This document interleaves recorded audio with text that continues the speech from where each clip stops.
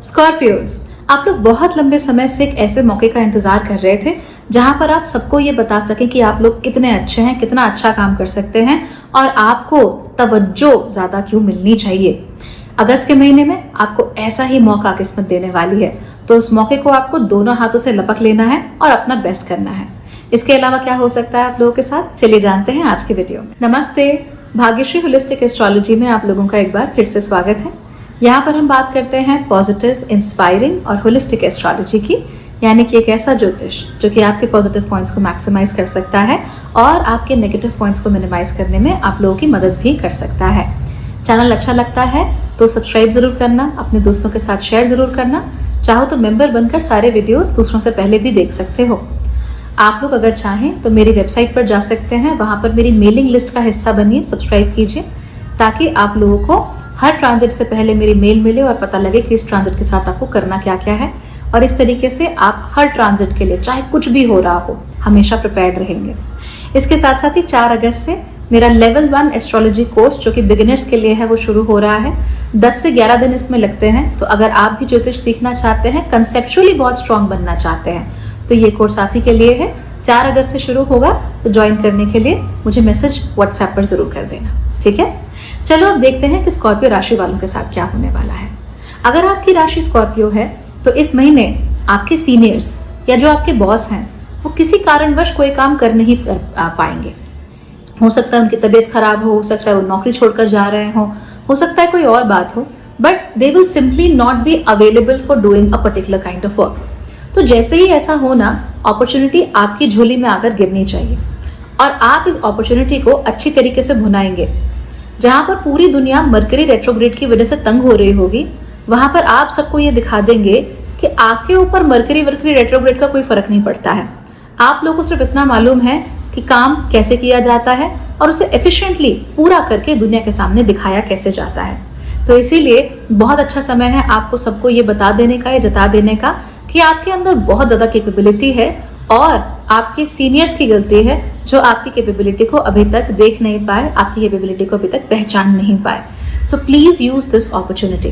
अगर आपके सीनियर आपको कुछ एक्स्ट्रा काम देते भी हैं तो वो काम आपको मज़े से करना चाहिए, क्योंकि यही आपके लिए आने वाले भविष्य में रास्ते खोल कर जाएगा। रिलेशनशिप इस महीने आप लोगों के लिए थोड़े से ट्रिकी हो सकते हैं। अब ऐसा कोई डिजास्टर नहीं होने वाला, कुछ भयानक नहीं होने वाला, इसकी चिंता मत करो।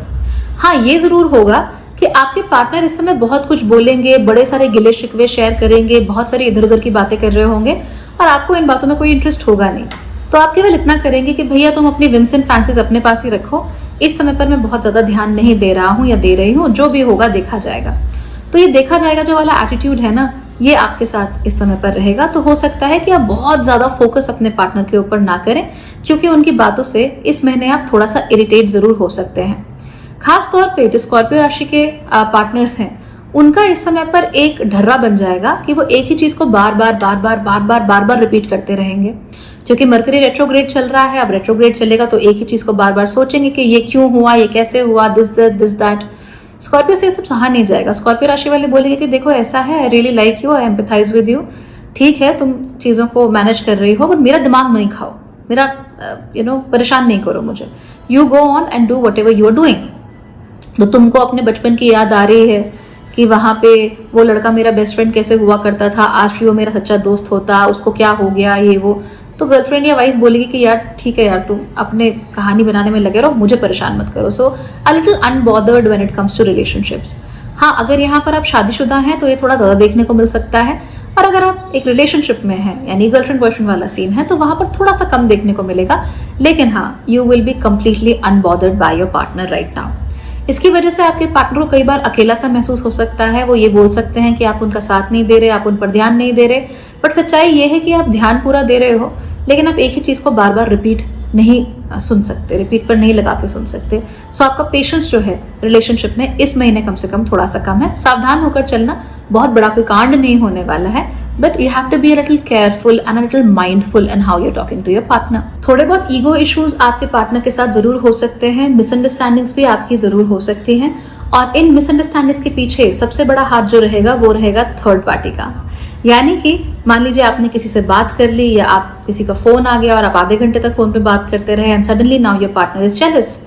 उनको अब जलन होनी शुरू हो गई है कि आप उनसे क्यों बात कर रहे हैं या उनके साथ आप इतना क्यों टची हो रहे हैं, उनके साथ इतना क्यों समय बिता रहे हैं। तो इस तरह की चीज़ें आपको देखने को मिल सकती हैं।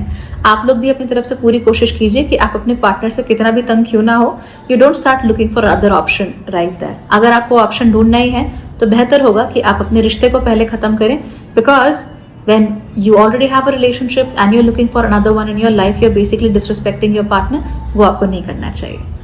अगर आप लोग सिंगल हैं तो इस महीने आपको बहुत सारी अपॉर्चुनिटीज़ मिल सकती हैं नए लोगों से मिलने की, लेकिन जल्दबाजी नहीं करना, जल्दबाजी में किसी को चुनना मत। Do not be in a हरी।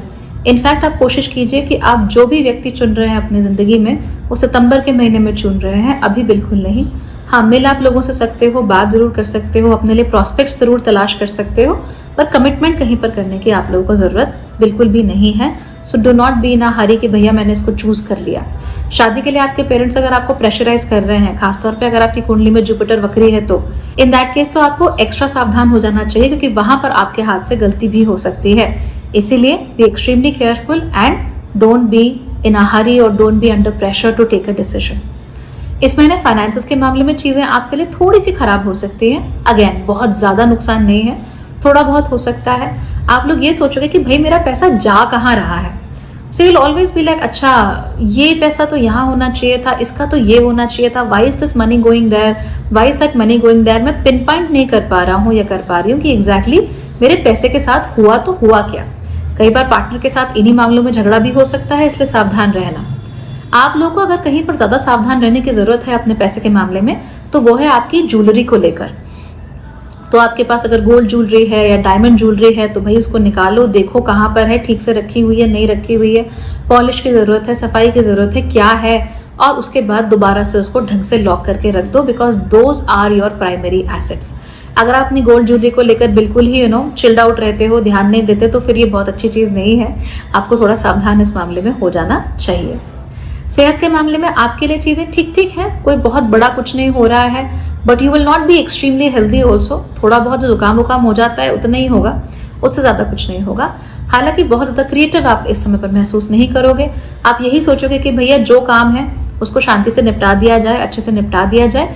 बीच बीच में अचानक से एक क्रिएटिविटी आपके दिमाग में आ जाएगी, 2-3 दिन ऐसे निकलेंगे भैया just suddenly creative, but otherwise things will come back to normal. तो बहुत ज़्यादा आपसे क्रिएटिविटी की उम्मीद इस महीने नहीं की जा सकती है। हालांकि अपने बच्चों की सेहत को लेकर आप लोगों को थोड़ा सा सावधान रहना चाहिए। बच्चों को हेल्थ प्रॉब्लम्स हो सकती हैं, खासतौर पे रेस्पिरेटरी इश्यूज यानी सांस की प्रॉब्लम्स हो गई या इन्फेक्शंस हो गए, इस तरह की चीज़ें आपके बच्चों को हो सकती हैं, तो उसमें आप लोग सावधान रहिए। अदरवाइज कोई बहुत बड़ा इशू आप लोगों के लिए नहीं होता दिख रहा।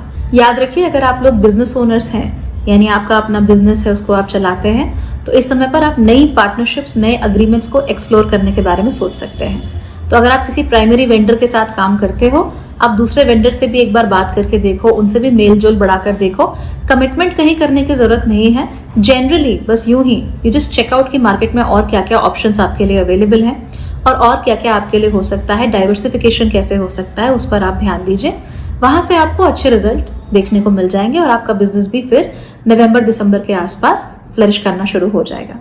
सो I hope this was helpful for you. Take care everybody, bye bye.